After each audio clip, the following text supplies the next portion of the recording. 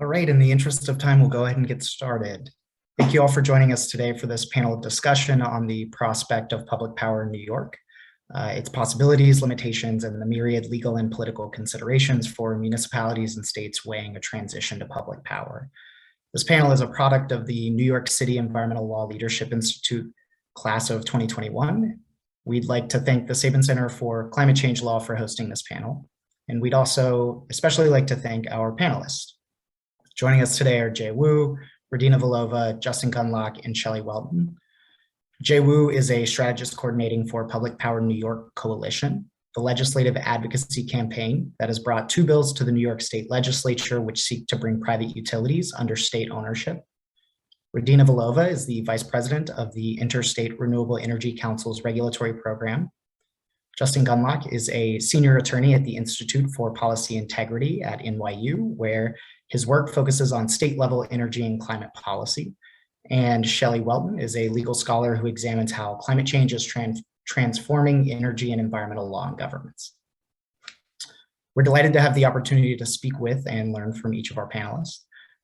This discussion comes at the beginning of a new state legislative session during which we expect the introduction of 2 bills that seek to fundamentally alter the relationship between private electric utilities and consumers in New York State. These bills are the New York Build Public Renewables Act and the New York Utility Democracy Act. Collectively, I'll refer to them as the public power bills, and they would together do a number of things, including ban for-profit energy service companies, known as ESCOs, enable the state to acquire assets of private electric and gas utilities operating within the state, enable the New York Power Authority, known as NYPA, to own and build new renewable energy generation, storage, and transmission, and to sell that renewable energy directly to customers. It would require that NYPA supply 100% of renewable energy to property and transportation leased or owned by the state or any municipality in the state within just a few years. They would create democratically controlled utility boards to determine electric rates for consumers, and it would restructure rates to charge consumers by usage rather than customer type, amongst other things. Advocates argue that these bills and the public power model generally can help New York reach its climate goals and ensure superior, more equitable electric service to New Yorkers. We'll begin our discussion today with these and other policy considerations before moving on to legal considerations for implementation of a public power model. We will be preserving time for audience questions and ask that you please submit any questions that you have for the panel via the chat feature. I'll turn it over to Samantha Peltz to get the panel started. Hi all. Can you give me a thumbs up if you can hear me? Okay, awesome. Well, thank you all for being here again today. So just one quick note. If you do have a question, please submit it through the Q&A feature. We have a couple of people monitoring that, and we'll reserve time at the end to get your questions. So again, panelists, thank you all so much for being here today. We're looking forward to a really lively discussion about these issues. To start out, we want to help our audience contextualize the public power debate in the current energy landscape so that we can all understand the issues that these proposals are hoping to address. So I'm going to ask each of you the same question. And that question is, how would you describe the current energy landscape, either in New York or in the US more broadly, if you're more familiar with that landscape? And what are the biggest challenges to achieving resilient, equitable, and renewable energy within the New York or the US's climate goals? That's a lofty question, so I'm going to give you all 2 whole minutes to answer it. And we'll start with Radina. Great, yes, great question to answer in 2 minutes. I'll talk fast. So from my perspective, I feel like the most important thing to understand about the way we regulate utilities today is that it is a regulated monopoly. Utilities are permitted to have monopoly over their service territories, and there are certain price signals that are embedded within the way that they're permitted to recover their revenues from their customers that incentivizes them to invest in capital infrastructure rather than to invest in energy efficiency or in resources such as solar or storage, that can save customers money. So basically, it's built into our current way of regulating utilities to grow the business, and that typically disincentivizes them against measures that give customers more control over their own energy use. And I will stop there because there's a lot more that I could say. We'll have Justin take a swing at, for the next 2 minutes. Okay. This is a tough one, because either you explain everything and you need more than 2 minutes, or you keep it short. I guess I'll offer a frame that begins by recognizing that reliance on fossil fuels has been stitched into the fabric of New York's economy and institutions and laws for over a century, and so the reweaving of all of that really has begun. I would say around 2015, you saw it really begin in earnest in the power sector. It's just starting to work its way through the building sector. Transportation is mostly untouched. 7 years might feel like a while, but measured against that century before, I would say it's relatively short. In the power sector, I think there have been a number of big institutional changes that you've seen recently, and the state is now poised to build a lot of offshore wind, a lot of transmission, and continues building distributed solar. And I know in their presentations, NYSERDA often talks about the pipeline, and I feel like that can invite a sort of skeptical response, but I think it's important to understand that when they say the pipeline of development for renewable projects, what they mean are contracts that are signed. And so often on these graphics, there's a big bar of the graph that is, the pipeline, which is to say not yet built, but on the way. And I think it's worth noting that those commitments are meaningful. They're not simply aspirational. I don't mean with all of this to say, for the governor and NYSERDA, trust us, it's all going to be fine.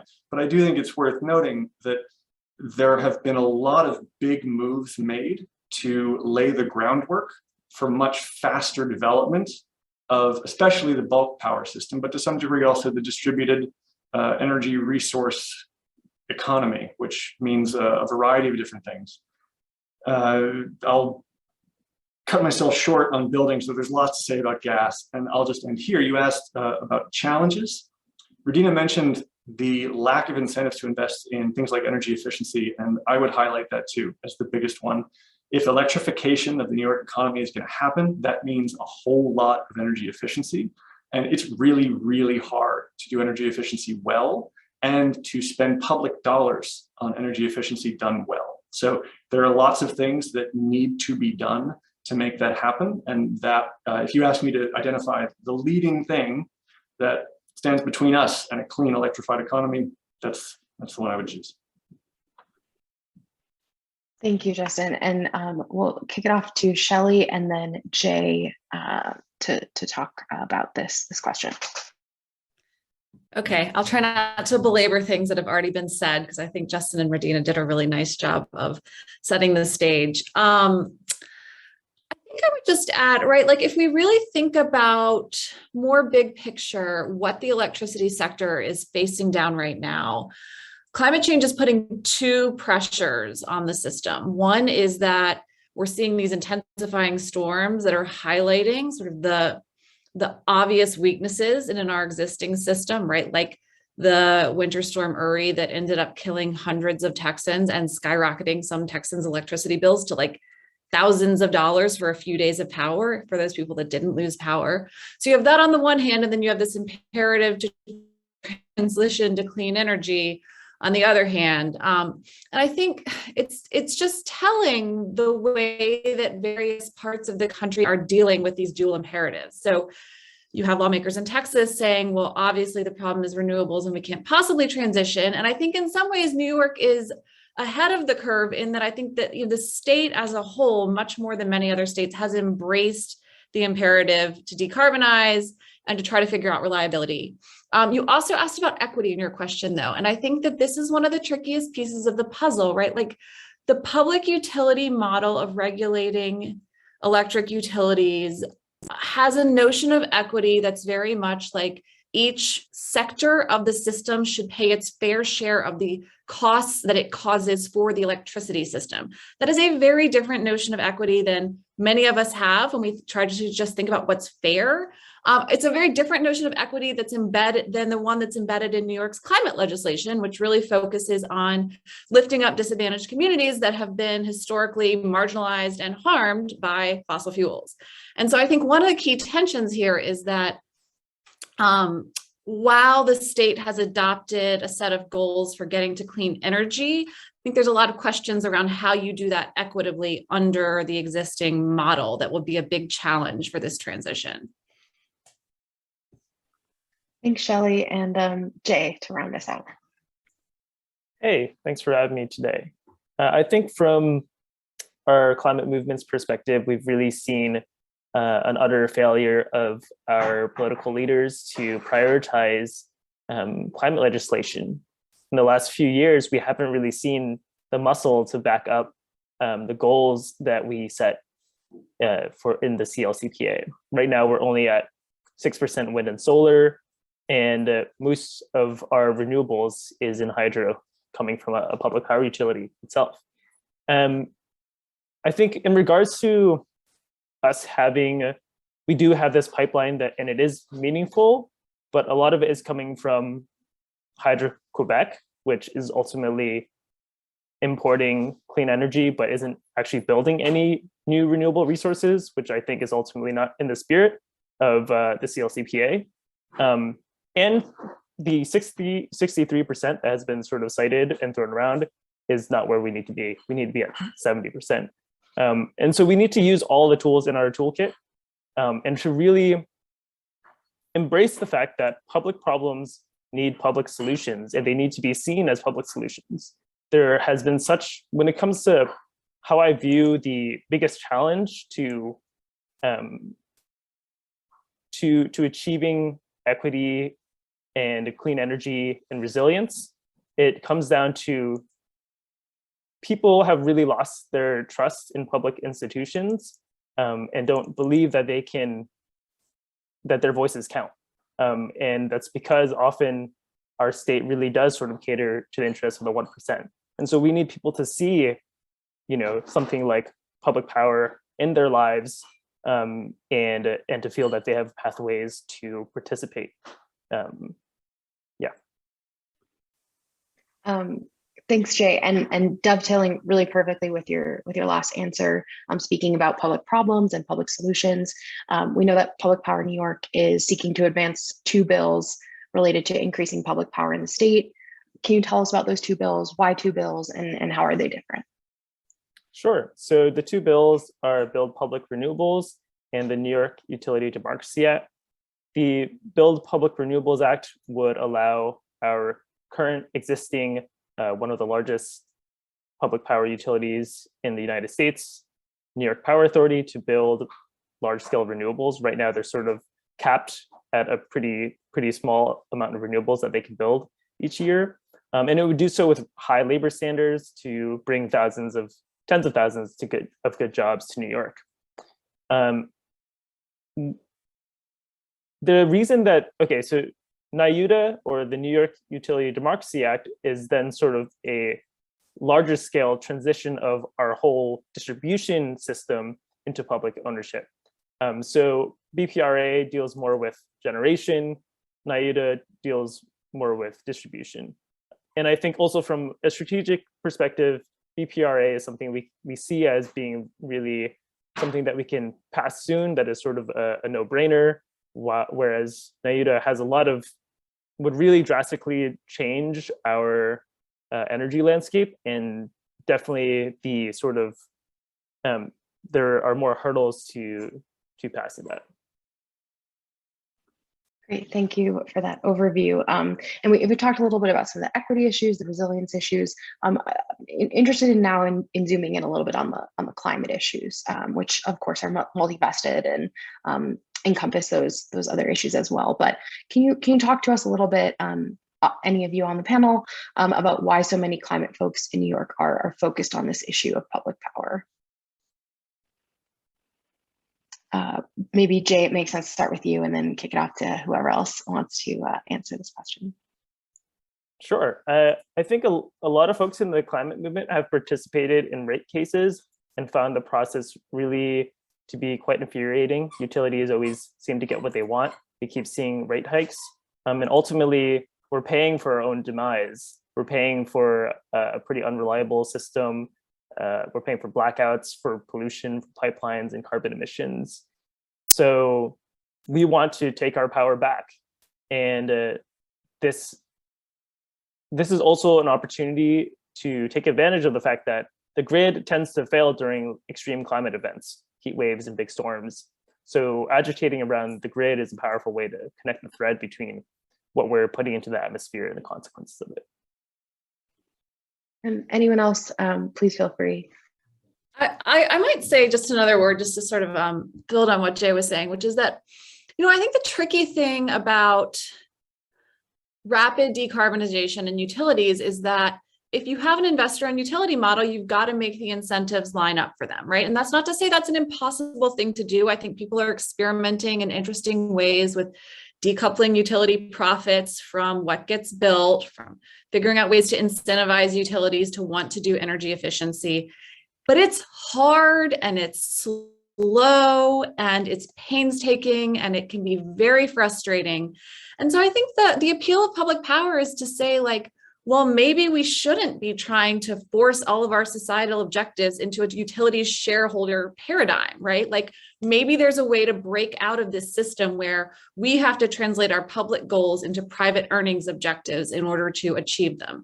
And I think that's really the promise that public power holds for a lot of people.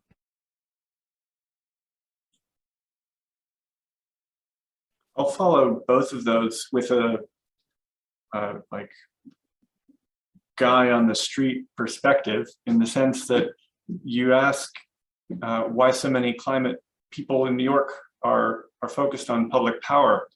My impression is that some climate people are focused on public power, but not all. And in fact, I've been somewhat surprised in asking people, I mean, now all rooms are virtual, so this is metaphorical, but in different rooms, about their take on public power bills. And for some people, they have a developed opinion. And for other people, they say, what?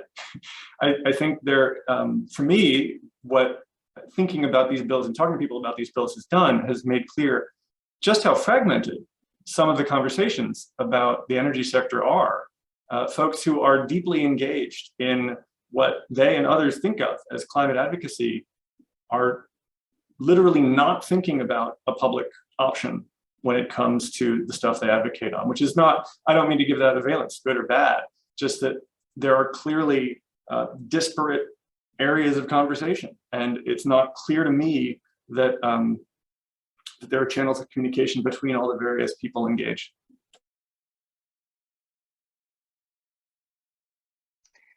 Awesome. That's really interesting. This discussion is very interesting. And I think just to do a little bit of more definitional work around some of this and some of the key players, Radina, I'd love to know sort of if you can tell us a little bit about what role, if any, ISO, that is independent system operators, and RTOs, regional transmission organizations, play in a transition to a public power model, and talk a little bit about how they fit in. Sure. So speaking from the perspective of the current regulatory model, the main function of ISOs and RTOs is a coordinated regional planning hub for generation and transmission, and ideally to ensure fair rates for consumers as a result. I'm saying ideally, I'm not suggesting that this is always how things end up working out. And I feel like whether you're talking about a public utility or a private utility, having that kind of regional planning framework is essential, because our grid has been for some time and will continue to increasingly be highly interactive.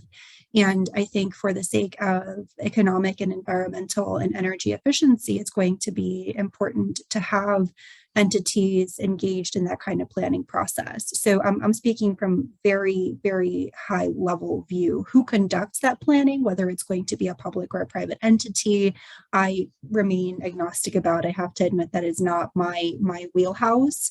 So won't speak to the specifics, but I do believe that having an entity like an ISO, like an RTO, to engage in coordinated planning is incredibly important. And it goes to actually, I think, even one of the questions in the Q&A box right now, how can public power support Indigenous communities impacted by the build out of Hydro-Quebec's capacity? I think it is the responsibility of ISOs and RTOs to be asking questions like that and to ensure that our power mix comes from truly sustainable resources. And so we've talked a little bit there about some of the state actors, some of the regional actors. I'm curious now how, if at all, you think the role of the federal government will impact the ability of a public power model to achieve the climate and equity goals that we've been outlining thus far. And anyone can feel free to start. I guess I can say very broadly, at IREC, we have a number of projects connected with the US Department of Energy and the national labs. And I feel like it's really important for the federal government to provide both direct funding support and technical support to individual public utilities, to state public service commissions, to more effectively engage in truly holistic planning. I think a lot of the things that we're talking about when we talk about gas decarbonization or electrification, they require new planning paradigms for utilities. And I think the federal government and the national labs can play an important role in providing guidance on how that should be done, providing resources, experts, and ideally training the new engineers and policy analysts and lawyers who will be working in this field. So I think definitely by way of resources for sure.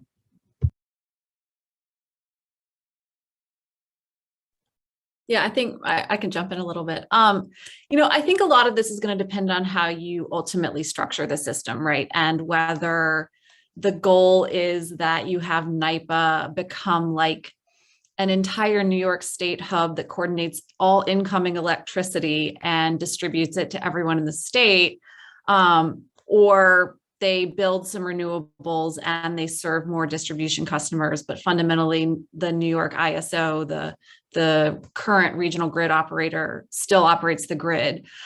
Those details, I think, matter a lot for how much federal involvement you're going to have and the extent to which you're going to see like the Federal Energy Regulatory Commission really like sink its claws into asking whether or not New York can do this. So I think it's kind of hard to answer that question in the abstract, but sort of more broadly to connect back to what Radina was just saying, right now, these organizations that run our regional grid, these regional transmission organizations or independent system operators, as NYSO is, are like functionally conglomerate private clubs of utilities that have gotten together and decided to co-manage their systems under FERC's oversight. So if part of the goal is to break down this sort of like utility conglomerate doing the major transmission planning and operating our major markets, then I think you start to see more potential federal involvement and oversight. And it gets messier, but it also gets more impactful.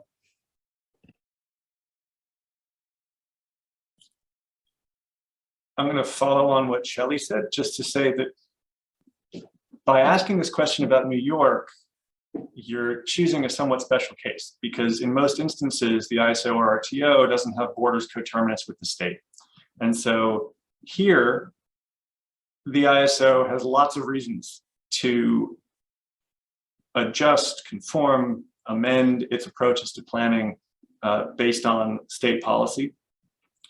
In other contexts, meaning in other jurisdictions, my guess is that you would have a harder time formulating the proposal for public power in a way that didn't either necessarily come up against some kind of federal interest or meet with opposition based on someone who wanted to make use of federal law, federal arguments to shut you down. I realize we're talking about New York, so maybe this is a useless excursion, but it's just something to observe, which is that New York is a sort of strange instance. And I think when I listen to what Shelley's describing, I think of that story being really characteristic of multi-state RTOs, where state policy has a hard time overcoming some of the federal policies that are layered on top of it. So Shelley, you mentioned some of the features and the structures of these bills and how that's going to be so important with federal involvement. And of course, you know, from a legal perspective, really makes all the difference what those details are. We're unfortunately not going to have time to tackle all of the sort of like fascinating ins and outs of these bills. But one thing that we do really want to highlight and discuss today is that one of these bills requires that New York's public power system be operated by democratically elected boards. And the idea behind this is that these boards will be more accountable to customers and will be able to ensure equity in the decision-making process. However, we've seen throughout history a couple of these models of democratically elected boards. One example is the Texas Railroad Commission, and we've seen that specific entity be captured by industry, while the largest public power company in the country, the TVA, struggles to meet environmental and energy targets. So this question to Jay is, you know, what makes these boards in New York State different than these examples? And to some of you who are not as involved in the advocacies, you know, sort of what features would you think might distinguish these kinds of boards from previous historical examples and continuing into the present day, some of these examples? Yeah, it's a really good question, I think. So in both of the bills, there's no mandate for exactly what the board would look like or what democratization would look like. I think one version that you could see is one that has worker representatives, right? People who work for the utility, climate justice advocates, climate science representatives, resilience. I think ultimately, democracy isn't just about elected representation. It's about how do we sort of insulate our institutions from the influence of big money, right? How do we privilege people power over you know, the corporate class, essentially.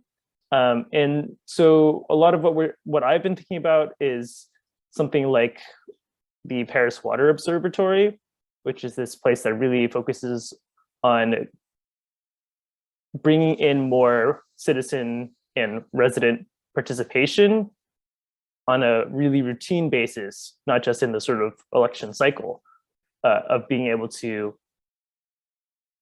both oversee the proceedings of water management and really be able to influence decisions in a way that isn't just sort of like a lot of hearings that we have today. I think a lot of people would agree with me that they are for show, and we're trying to figure out how do we really make sure that public hearings, public participation opportunities actually influence the decision making of an institution like this.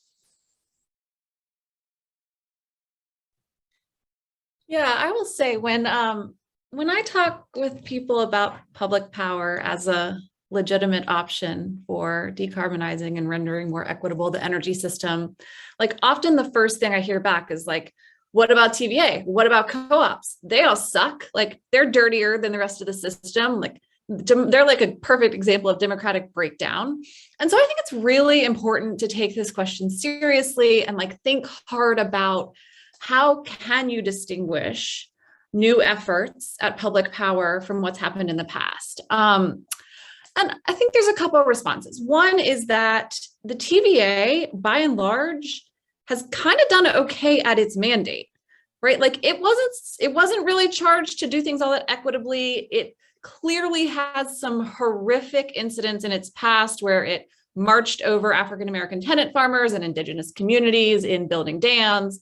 It definitely had a mission of cheap public power for the masses at the expense of everything else. it has never been charged to decarbonize. And so I think part of it is like, you've got to get the mission right? You have to have a very clear mission, and you have to embed the mission in the organization well.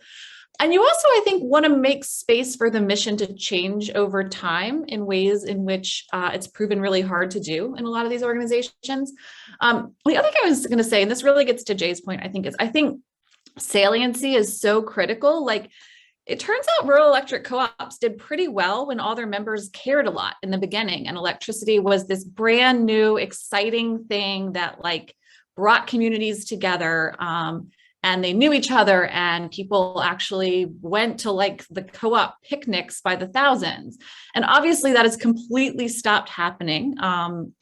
People don't care so much where their power comes from, and co-ops have a lot of co-ops have sort of fallen into a state of very low democratic participation and very long terms of board members who are often like using some of the revenue for questionable purposes. But we're starting to see that change. There are a bunch of co-ops where people have run for and been elected to the board on missions to actually really change the system, and they're pushing change, right? And so I think like public power can't answer every challenge, but it's this opening to like bring the power of the people to bear on questions when they care, right? So then the question becomes like, do people really care about enough? Are they really going to mobilize? But I think the movement in New York is an example of like how saliency and public mission can potentially unite in really impactful ways that like, that's just not what the TVA has been about. So why would we think the TVA would do that? I'll just add one last thing here.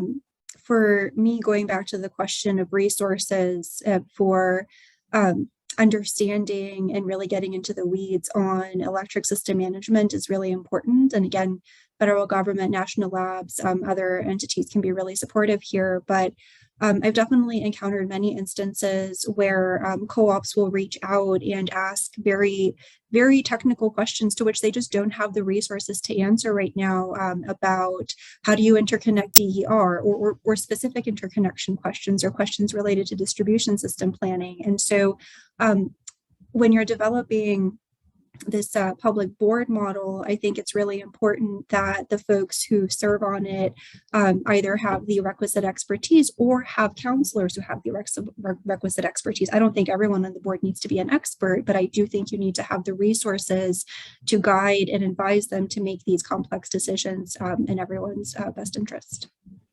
Just sorry to interject a little bit here, just to sort of ground this conversation for those who don't have the background, can one of you just quickly sort of define your terms a little bit in terms of what you're talking about with rural electric co-ops and what that looks like in brief, and also what the TVA looks like in brief?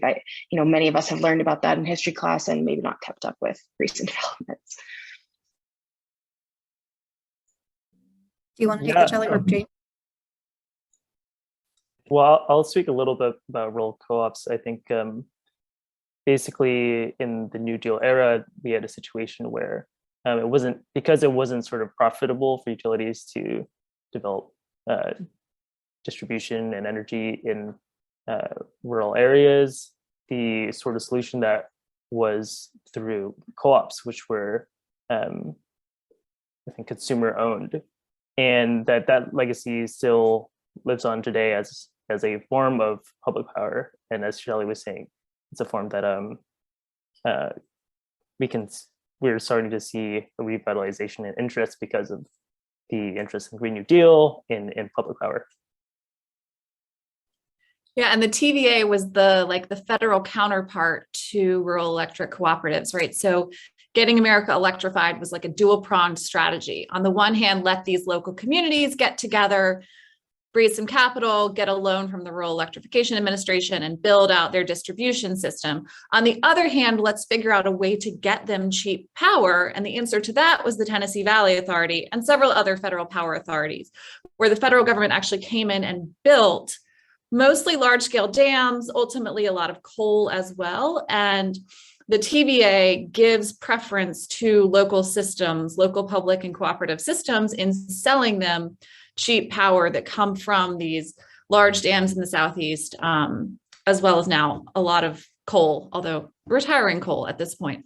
And I mean, I think sort of interestingly for our purposes today, the TVA also very much had a development mission along with it. So it was supposed to be this sort of like public multi-valenced entity that was going to both sort of like do flood control in the South and develop and advance Southern agriculture and the economy and provide cheap power.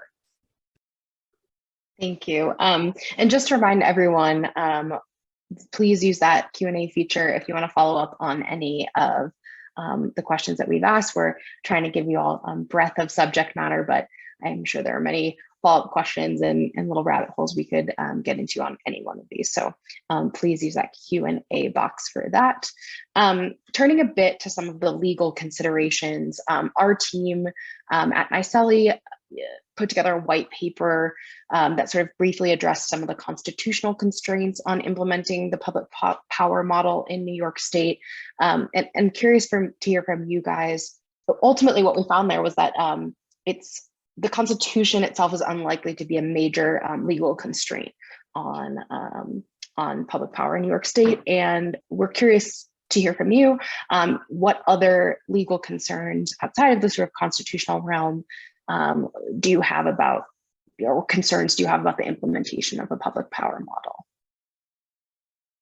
Again, a broad question, so, you know.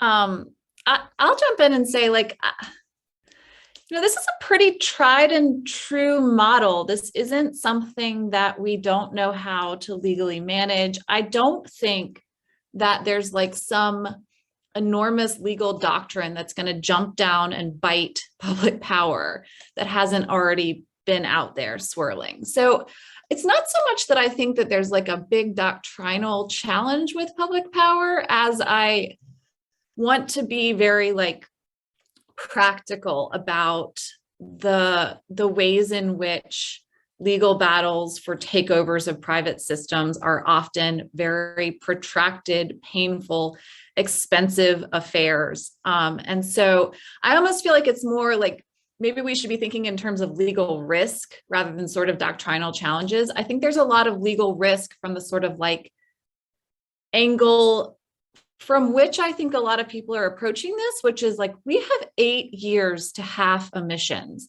and we need to have basically zero emissions from this sector within 25 years. And so like, there's not freaking time for a 10-year battle over who's going to own the system, if that's going to at the same time detract from all of the efforts that we need to get underway, right? So it's like, I think it's more like legally, strategically, it requires sort of like gearing up for being able to do things on the ground at the same time that you're managing legal challenges. And that to me is just more like a strategy question for a group that's pursuing this.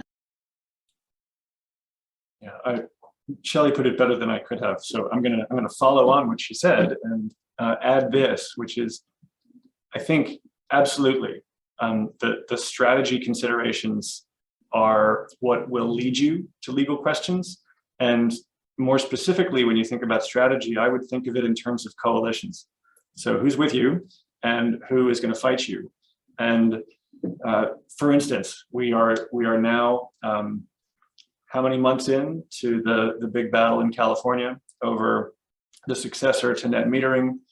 You've seen people line up who before, I would say, were kind of a messy constellation of interests that had relatively nuanced views, but that dispute has meant there's now a trench in between two groups. And one approach to this kind of initiative, I think, could bring a certain set of the stakeholders on board, could assure others that there is no threat here, except to, you know, maybe you and you and you. The risk that I would see, and this in keeping with what Shelley just described, is one where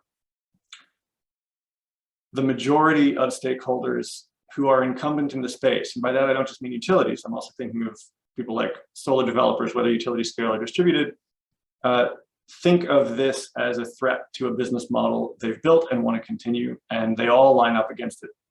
And then it matters, of course, what legal issues can be brought to bear, but there's no doubt that there will be legal issues brought to bear. So all of you have talked about sort of, instead of this sort of doctrinal thing, you've talked a little bit about litigation risk. And Jay, you mentioned at the very sort of outset of this conversation that we need to be using all of the tools in our toolbox. I think, Shelley, you mentioned something interesting, which is there are some very tangible goals that we've set here as a country and as a state. And so it seems to me that a big question here is, what tools to use and when and how fast can we implement those tools? So to that point, I'd love to ask, the bill requires NYPA to provide 100% renewable energy directly to all state and municipal properties and transportation by 2025. Given the sort of long timeframes that are often associated with generation projects, is this practical and without going into all of the specifics that would be needed to answer this question very robustly, sort of how is NYPA going to reach that target? Maybe we'll start with you, Jay.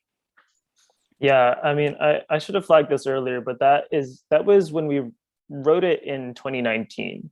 I think today we definitely see build public renewables more as how do we get to our CLCPA goals rather than mandating 100% public owned transportation and property.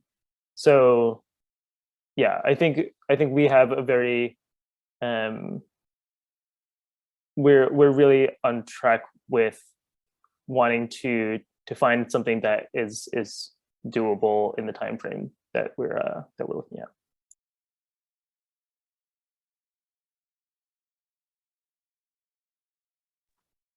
Any other thoughts about NYPA, the 100% renewable goal, and sort of what it might look like to get there by 2025?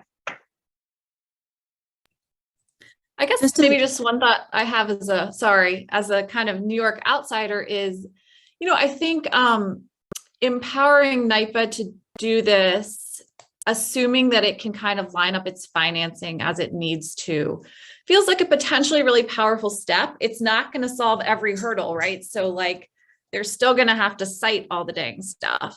And so like, I think there are interesting questions about how NYPA authority is going to interact with things like existing legal citing regimes or environmental impact assessments, et cetera, in terms of making sure that if NYPA has the resources and the power, they then have the ability to go out and really do it, execute.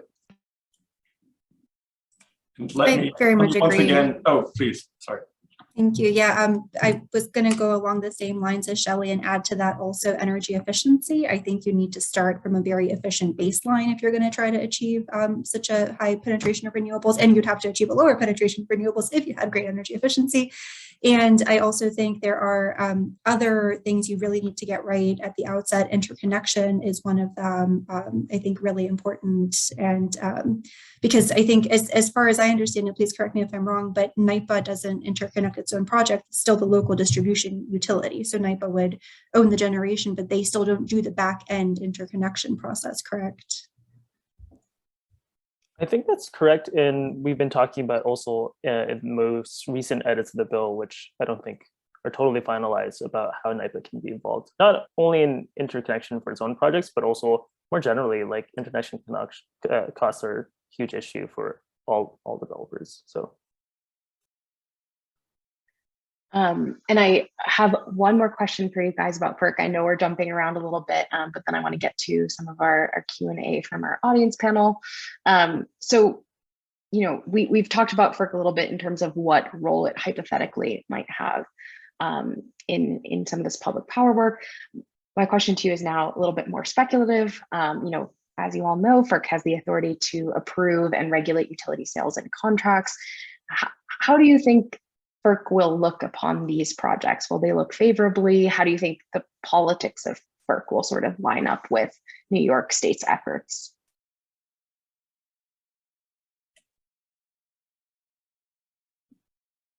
My answer is going to sound a bit like earlier answers in that I don't feel confident predicting the arguments that will be made. I think a lot will depend on how the state weighs in, on how different stakeholders weigh in and how they characterize the move, what it is that they give FERC to respond to, in effect, when they put the question to the commission. Yeah, maybe I'll just add, Scott Hempling, who's a utility lawyer, has a great piece on FERC oversight of mergers and acquisitions over the last several decades. And his fundamental takeaway is like, they are lax, right? So at least when it comes to private companies, joining private companies or taking over private companies, he basically finds that they apply like a very lenient public interest test that just makes sure the companies aren't going to be able to collude and exercise market power going forward. And so if they continue that practice, I would say it's not going to be that stringent, but obviously this looks really different than that. Now you have a Democratic majority FERC with a chair that has at least said he really wants to elevate climate and environmental justice considerations. So there's that. But FERC is a pro-market entity. And so I think it will raise some interesting tensions for the fairly progressive FERC we have right now if they are somehow robustly faced with the question of a state public power takeover. But as Jay says, that's probably not where this legislation is heading. So it's like kind of fun to speculate about if, and I think this kind of gets to one of the questions that was asked, if what we're talking about is NYPA building more renewables, I don't think any of these questions are implicated. Okay, well, thank you so much. That does it for the questions that I've prepared, and we'll turn now to some of our audience Q&A. And so the first one we want to tackle here, Radina very helpfully sort of got us to that very first one, and then so we'll skip to the second one. How much public money would it take to buy out the electric utilities? If we're talking about 100 billion plus, is that the best use of this public money? It might more be achieved by using that money to retrofit buildings for energy efficiency, build more renewables, subsidize low-income households, and buy them air conditioners, etc. Justin, I'm going to kick this over to you. Okay, well, let me see if I can handle it. I guess I don't mean this as a rebuttal to the proposal of using public money to buy electric utilities, but I wonder, in light of what Shelley was saying about timeframes and the pressure, if we're talking about doing this, is it electric utilities we should buy, or is it gas utilities? And should that acquisition revise downward the value of the assets that gas utilities currently assess based on an assumption of useful life that maybe we debate? So I'm dodging the question in part, but my dodge is motivated by consideration for where I think the questioner is going, which is like, okay, we've got X dollars, whatever it is that the public can muster. Where should we put it? And yeah. Okay, I'll offer a brief rejoinder. Please, not because I necessarily disagree, but just in the spirit of talking about it, right? Like, I think the one thing that's interesting about electric utilities in this transition is that we still desperately need them. We all want power. We probably all still want to be connected to the grid. I don't think many people think we should go for like individual solar and storage on every house as the solution. So utilities are going, or could be, our friend in this transition. We need to electrify everything. We need to grow the size of the system. Like, they're going to hold value. So I would say buy the electric utilities, electrify everything, and drive the gas utilities out of business. Don't buy them. They're a terrible proposition. Let them like hoist themselves on their own sword. I mean, in a dream world, but you know, I think that's just a different strategic consideration. I do think this is like really the big question. It's that fundamentally we have a set of imperatives, and going down the road to public power is one potential answer with risks and rewards. And we haven't seen any states do it yet because it's hard and it's expensive. And I think this comes down to sort of like your theory of system change. Like, would you rather work in the system and accept that it's probably going to require a lot more concessions, or really work to change the system so you can sort of like alter some fundamental realities that that aren't going to ever change within utility regulation? I definitely don't have an answer, but I do think it's the right question to be asking. So thank you. And shifting a little bit to our conversation over some of the legal issues, is the concern about protracted legal battles over expansion of NYPA relevant to the Build Public Renewables Act, which primarily just enables NYPA's ability to build renewables, or just the second bill, which seeks a broader takeover of public utilities? Can you talk a little bit about what the legal battles would look like relevant to each bill?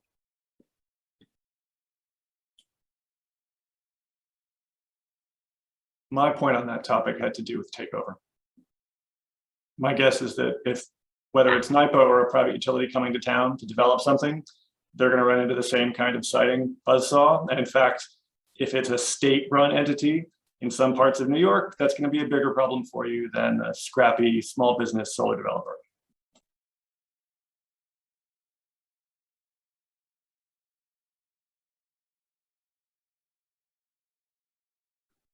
Okay. Any other thoughts on that question? I concur. Okay. So this one's for, I think we'll start with Radina on this one. What would it technically mean for NYPA to provide 100% renewable electricity to its customers? For example, for its New York City customers, the peak load NYPA provides is far beyond renewable capacity in the city. Would the law simply require renewable energy credit purchases and matching? And perhaps Jay also could comment on this one. I might just toss that over to Jay, because if it's asking a specific question to what the law provides, I don't think I can answer it. I'm happy to loop back around on technical feasibility in terms of interconnecting load within the greater New York City area.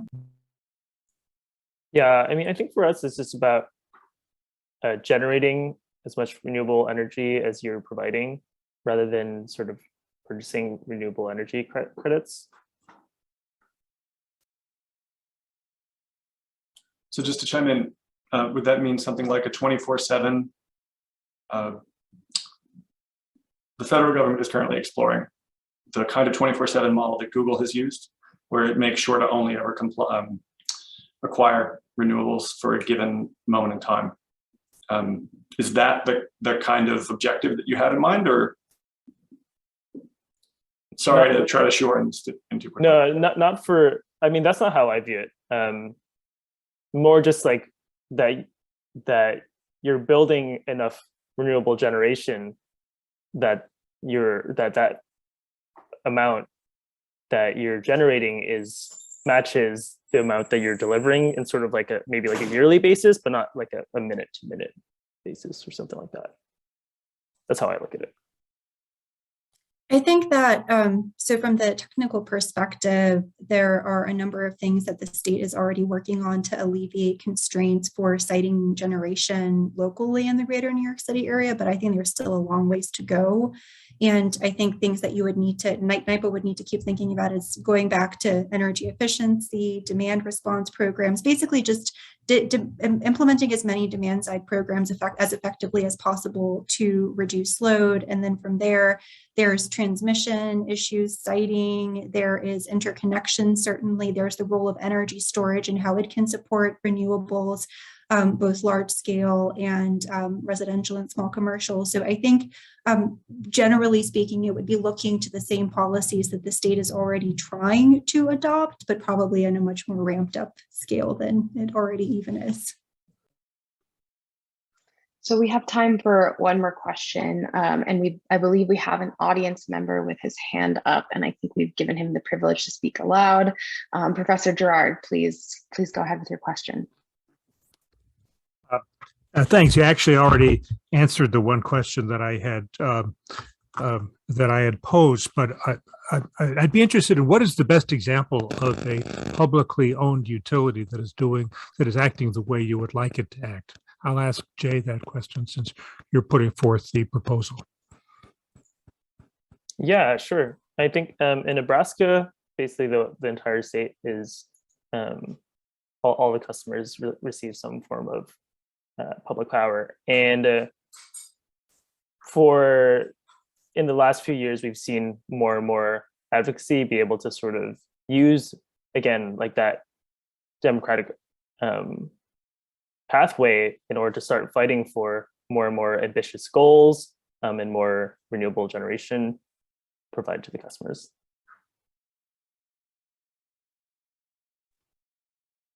Anyone else want to jump in with thoughts? I think Austin, is a pretty good example, Austin Electric. LA has been, I think, a little bit more questionable, but is doing good things at this point. Seattle Power and Light kind of has it easy because they have a lot of hydro already, but they've been very progressive on a lot of these issues as well, just for people and other examples. How about SMUD, it. Shelley? What do you think about Sacramento? I think SMUD has been a leader on many of these issues. So that's it for our discussion tonight. Apologies if we did not get to your question, but we hope the conversation around how to most effectively meet New York's aggressive climate, energy, and equity goals continues well beyond this evening. We'd like to, again, thank our panelists for sharing their time and perspectives tonight. This has been a really, really interesting and informative conversation, and I cannot personally think of a better way to spend a Monday night. And we'd also like to thank the Sabin Center for hosting this panel discussion. Thank you all also for joining us and participating. If you'd like to explore this conversation further, please check out our white paper, which is on NYSELI's website. And we'll also post a recording of the panel there in case you want to relive the last hour. I think Lauren just dropped that link in the chat, so you guys can check it out there. Otherwise, it will be on the registration page for this event. So again, thank you so much for joining us, and we really, really enjoyed your time. Thank you to our panelists. Thank you. Thanks so much.